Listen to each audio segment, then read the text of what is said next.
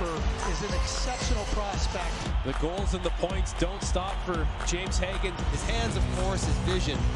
Michael Misa just continues to meet every single test thrown his way. Porter Martone, highly sought after for the upcoming NHL draft. Rondell, just a really good play. Victor Eklund's their best player, and he's the heartbeat of their team. Jake O'Brien in front, that was magical.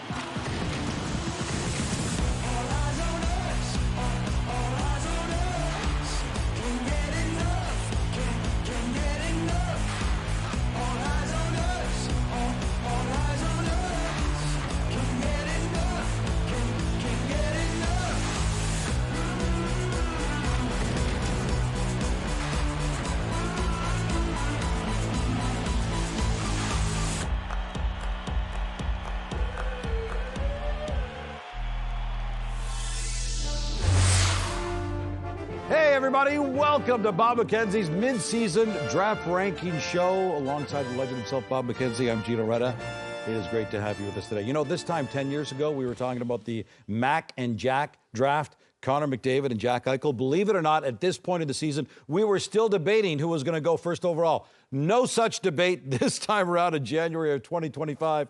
It is the Matthew Schaefer draft. All right, Bob, in your preseason rankings, the number one spot went to James Hagens of Boston College. Now it's Schaefer. What's the Erie Otters D-men done to stem the tide? Well, in fairness, we should point out that when James Hagens of Boston College was number one in the preseason rankings and Matthew Schaefer of the Erie Otters was number two, there wasn't a huge gap between them. Let's make that perfectly clear. Hagens maybe got off to a little bit of a slow start at Boston College, but he's had a good season and he was very good at the World Junior Championship. But I think, and the anomaly here is that Matthew Schaefer missed the whole first month of the OHL season because he had mononucleosis. But since he's come back, he just is so dynamic and he just elevated his play and took right off. And it took less than 2 games at the World Junior Championship for the scouts to look at him and say, that looks like the number one guy, and by a clear gap over everybody else. There is lots to be said about what makes Matthew Schaefer so special. So why don't we take a look now to see some of his special moments.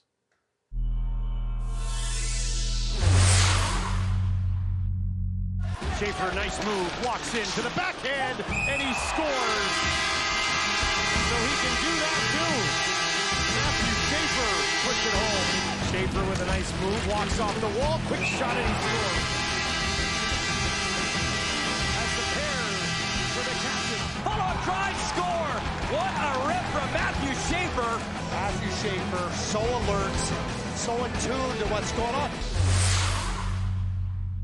The kid's a special talent. There's so many adjectives to use about him. Break him down for us.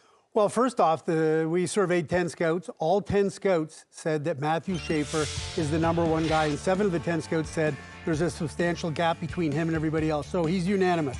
Now, he's not even guaranteed to play another game this season because of the broken collarbone he suffered at the World Junior Championship. He's 6'2", he's an electrifying skater, he's a puck mover, he's an offensive threat, but he can also play a strong physical game without the puck. He's high impact on the power play, the penalty kill, even strength.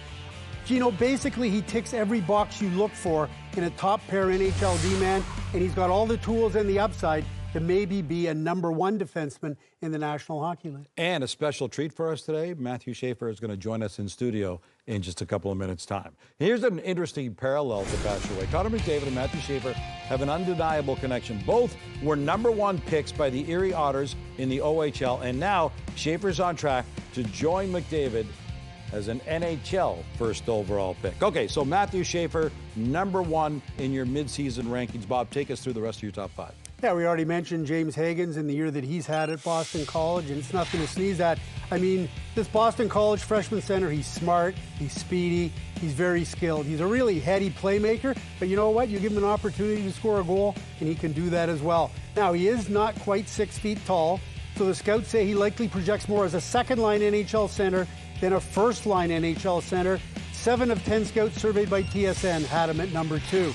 Number 3, Michael Misa, the Saginaw Spirit center, who was deemed an exceptional player as a 15-year-old by Hockey Canada, is an elite, and I mean elite, goal scorer. He's got 37 in 38 games this season.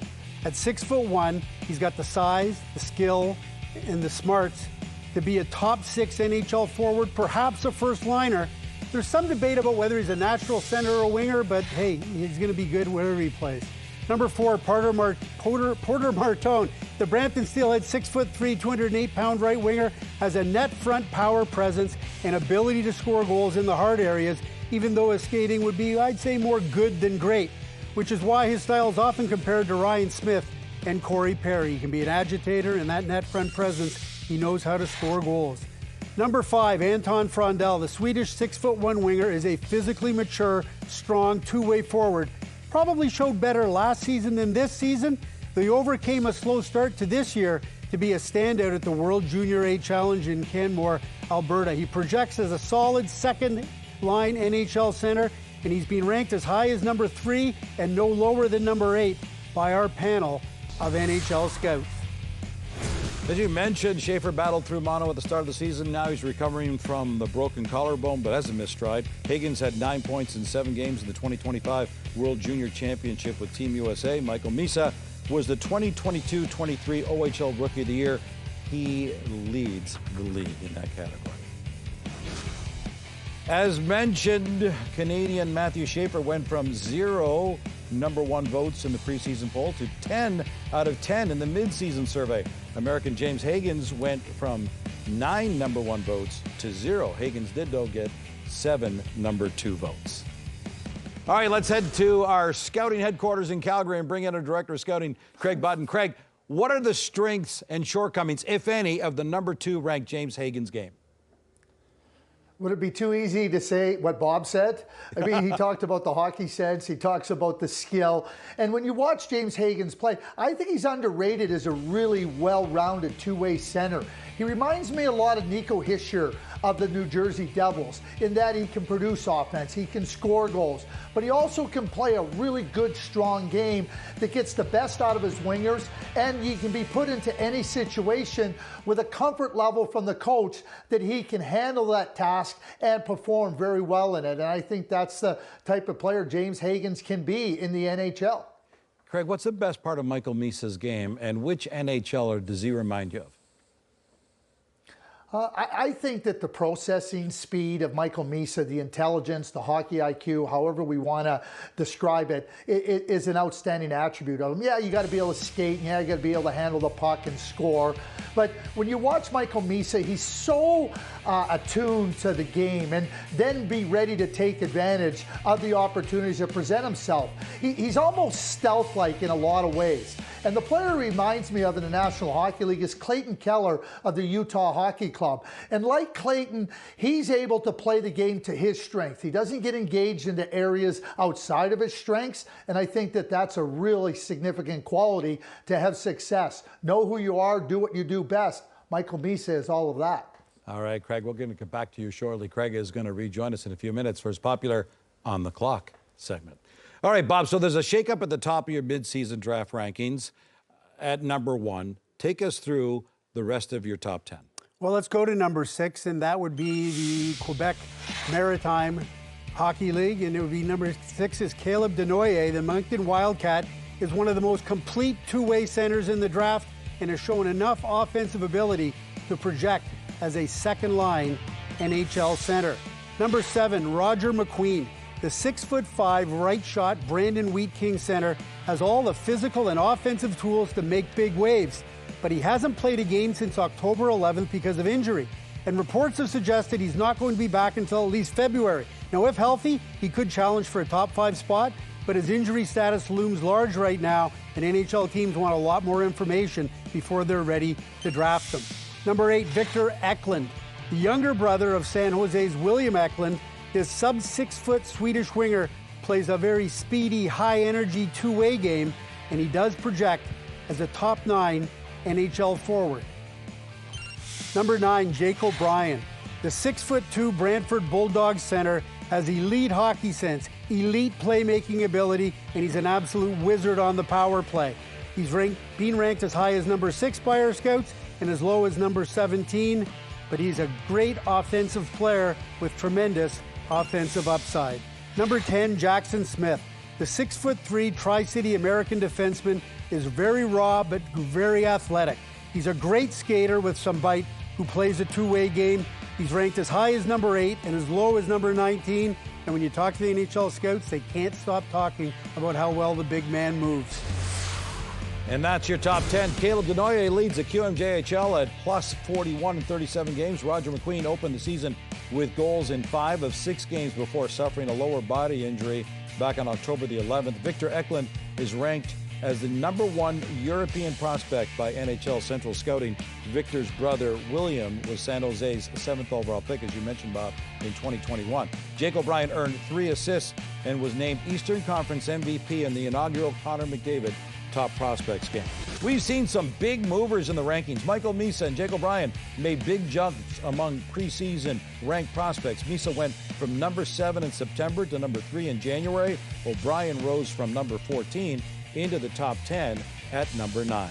All right, when we come back, the unanimous number 1 on Bob's list, Erie defenseman Matthew Schaefer is going to join us in studio, carrying a whole ton of hardware, well-earned hardware. We'll put Craig Button on the clock to run down the best attributes of this year's draft class when we come back.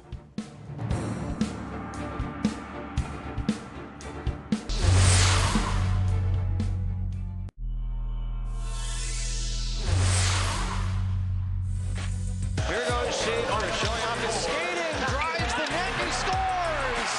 It's deceptive because now as you go to make the turn, he's already by you, and the lateral agility to come in front of the net and control the puck. That's why Matthew Schaefer is an exceptional prospect. And here he is in studio. Pleased to welcome the #1 rated player in Bob's midseason draft rankings, Matthew Schaefer of the Erie Otters. Matt, last time we saw you, you were on that frantic rush to the World Junior Championship against Latvia. Kind of lost control, crashed into the net, and broke your collarbone. How's the recovery going? Yeah, no, feeling really good, doing lots of physio, trying to get better. Just want to come back, better than ever. Any sense of a timeline of how long it's going to take it off? No, just kind of taking it, week to week, trying to progress more and more, but I'll follow the doctors and hear what they have to say on the timeline when it comes more closer. Did you know that it was broken as soon as you crashed? I hit it pretty hard, so I knew I did something for sure, but I got up and skated off and I felt something in my shoulder, so I definitely knew something was wrong. I want to talk about Connor McDavid. You and Connor were both first selection overall in the OHL draft. Both went to the Erie Otters. You just met him at the Jersey retirement in Erie. You had a chance to chat with him. What did you guys talk about? Yeah, no, we talked about a lot. Obviously, he's a pretty busy guy coming back to Erie where he played his OHL career, so everyone was bugging him quite a bit. So I got to talk to him a bit because he broke his collarbone in his rookie season of the NHL. So obviously, coming from a guy like that, you really want to listen and take notes to what he has to say. But yeah, I mean, it's tough, but you just want to come back better than ever and come back 110%. It was a nice day for you guys because McDavid came into your dressing room and called out the pregame lineup. But you returned the favor because you called the lineup for the Connor McDavid Top Prospects game last week. Here's a look back at the way the two of you performed with that.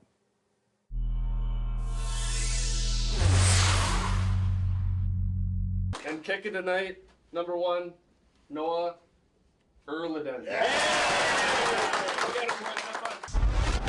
All right, we going to so.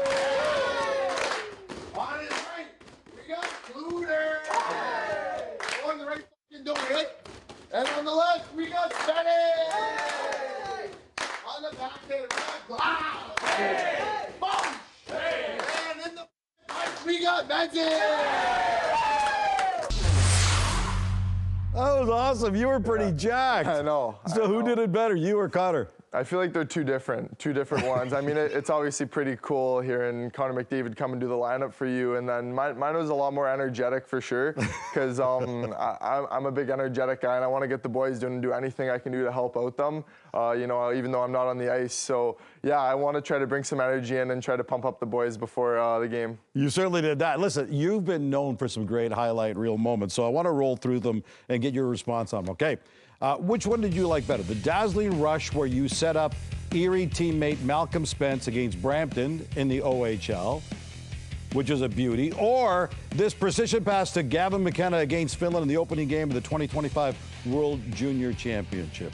Yeah, no, they were both two, great goals and assists, but honestly, I think two of them mean a lot, because the one in Brampton, my owner, Jim Waters, He passed away not too long ago, and that was his last game he got to watch me, so I got to spend that time with him, and you could see that. And obviously, playing in my first World Junior game, it's pretty cool. You want to play there growing up, and you always watch your country go take on, the world. So it's pretty cool to get that assist to Gavin McKenna there. I mean, great player, and he found a way to put it in. So yeah, it was pretty awesome to get the first assist goal of the tournament. You shared some very special moments with your mom. Sadly, you lost your mom 11 months ago. Earlier this year, you actually played against Sault Ste. Marie, which was your mom's hometown team. The game happened on her birthday, and you scored 2 goals in that game. How special was that for you? Yeah, no, it was amazing. I play for a lot of people, and my mom's definitely one of them.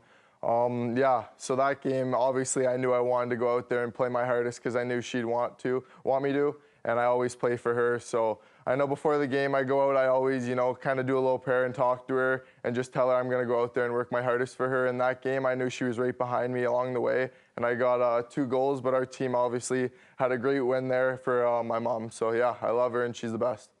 She can't be here today, but your dad is here today celebrating a very special day. Do you want to share what's going on today? Yeah, no, it's the big 60 for the Pops. So yeah, he's hopefully we don't get him on the screen anytime soon because you never know what's going to happen with him. So yeah, but it's... Speaking of that, the reason you're saying that is because your dad tends to have a rather unique way of celebrating. Yeah. You want to share what that's all about? Yeah, no, whether it's Team Ontario, Team Canada, wherever we are all over the world with events. Tarp off! Oh, no, it's already up. But, yeah, you want to be careful around him. We may have to get him a tie down for his birthday for his shirt because everyone knows him to take off his shirt and have a good time. So, yeah.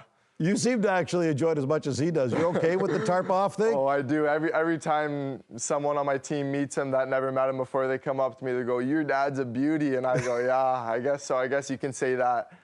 All right. Congratulations again for this, Matt. Thanks for this. And happy birthday, Todd. We appreciate you dropping by, pal. You're not going to take the tarp off, though. You're not going to celebrate the draft? No, I wouldn't do that to you guys this early. So if he goes first overall, is the tarp coming off or no? No, too cold. Another goal, the tarp will come off.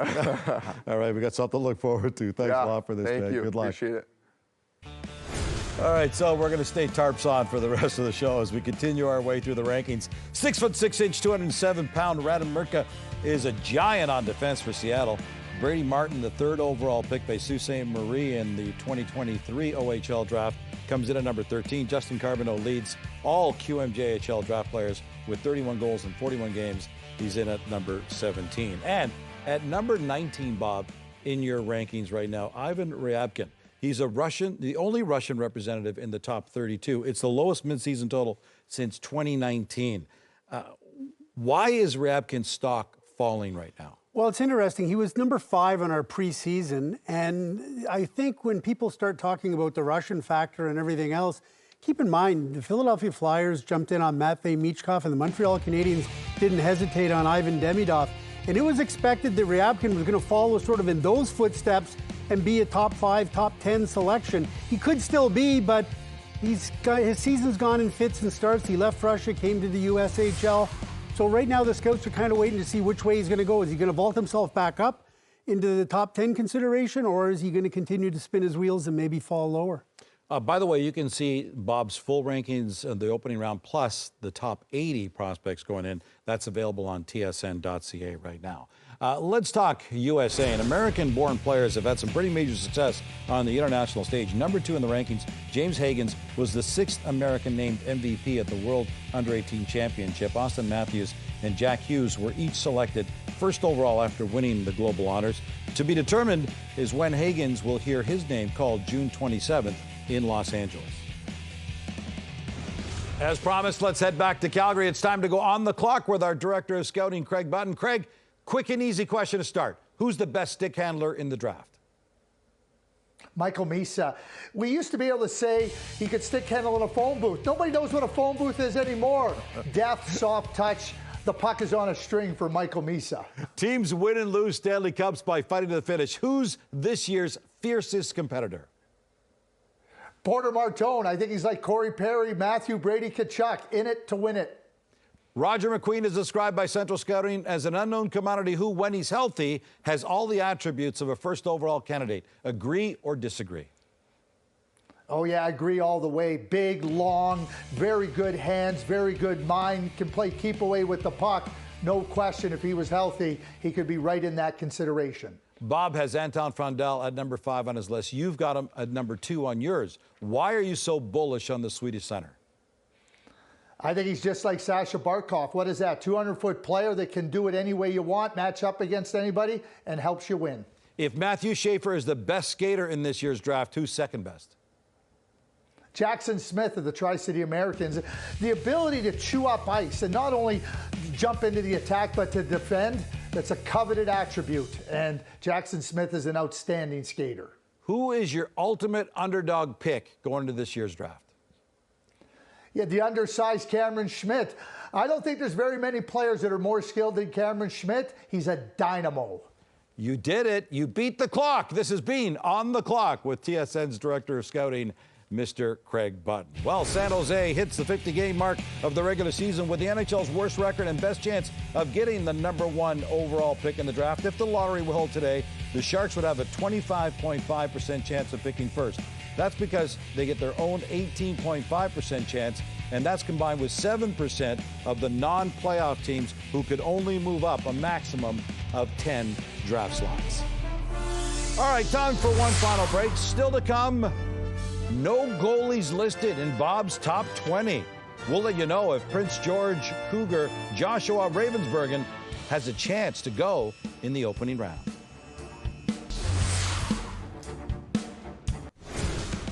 And mid-season, Bob is projecting 19 first-rounders from Canada. That would be a 5-year high. By comparison, there were 14 Canadians at mid-season last year and 9 in 2022.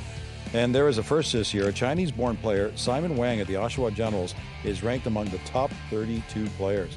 Bob, how has Simon Wang gone from off the radar into a potential first-round pick? Really interesting story because not only is he Chinese, but he's born and bred Chinese. That is, he played hockey in China until he was a teenager, then wanted to come to Canada ostensibly to play hockey. He's 6'5", he skates like the wind, and he was originally planning on going to Boston University and may still do that, but because of the NCAA rule change, he's now playing with the Oshawa Generals, just started with them in January. There's a wide variance of opinion on him. We had one scout who rated him 18th in this midseason draft ranking, and we had another one who said he had him ranked outside of the top 64 and not even in the second round, everything in between. But right now he's a borderline first-round prospect, but where it goes from here, we'll see. Goalies in the spotlight. What are the chances Prince George Cougar netminder Joshua Ravensbergen isn't just the first goalie in the draft, but could go in the first round? Yeah, you never know with goaltenders, but I would say there's a decent chance he could go in the first round. Quite a story. Undrafted into the Western Hockey League, was great last year, has been good this year. And he's 6'5", and that's a really athletic guy. So he's certainly on the radar as a first-round pick. Jack Ivankovic in Brampton, he's number 48 on our list. A lot of scouts really like him as well. And that's it. A reminder, for a full look at all of the first-round top prospects, plus 80 deep, you can check out tsn.ca. Bob, it's been a lot of fun. We'll see you in the final rankings special again. We've already seen a shift to the number 1 slot. Will it all happen again? We'll find out with Bob's final draft rankings just before the draft.